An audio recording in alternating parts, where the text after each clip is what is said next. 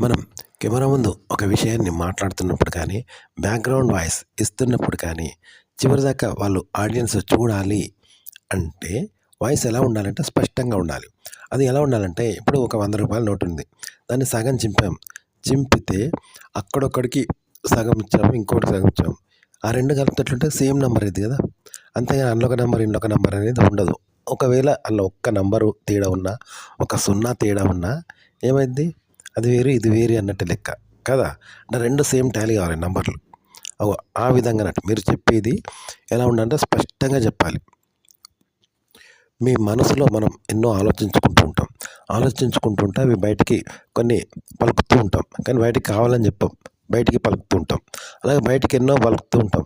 వాటి వెనుక మనసులో ఏదేదో ఆలోచించుకుంటూ ఉంటాం. అయితే మనసులో ఆలోచన అనేది మనకు తెలుస్తుంది. కానీ బయటికి పలికేది ఇతరులకు తెలుస్తుంది. ఓకే. కానీ ఆ బయటికి పలికేది మాత్రమే వాళ్ళకి తెలుస్తుంది. కానీ మనసులో ఏమనుకుంటున్నాము అనేది వాళ్ళు మిస్ అయిపోతారు. వాళ్ళకి అర్థం కాదు.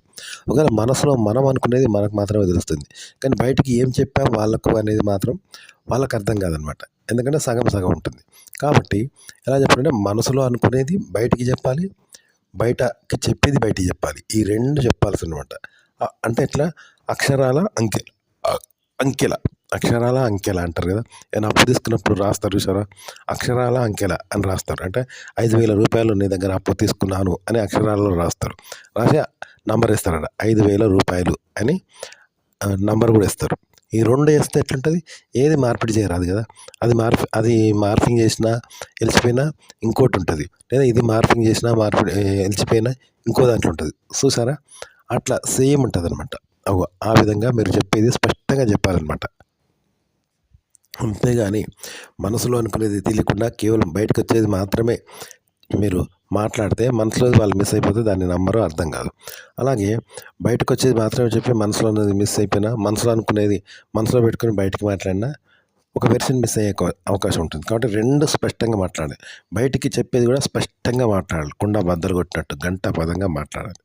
ఓకే. ఇప్పుడు గంటను ఎట్లా కొడతారు? టంగ్ అని కొడతారు చూసినావా? అలా గంటా పదంగా బయటికి చెప్పేది మాట్లాడాలి. అదే ధోరణిలో మనసులో ఉన్నది గంటా పదంగా చెప్పాలి. 2 ఓపెన్ అయితేనే, గంటా పదంగా ఓపెన్ అయితేనే జనం వింటారనమాట చివరిదాకా మీ వీడియోని.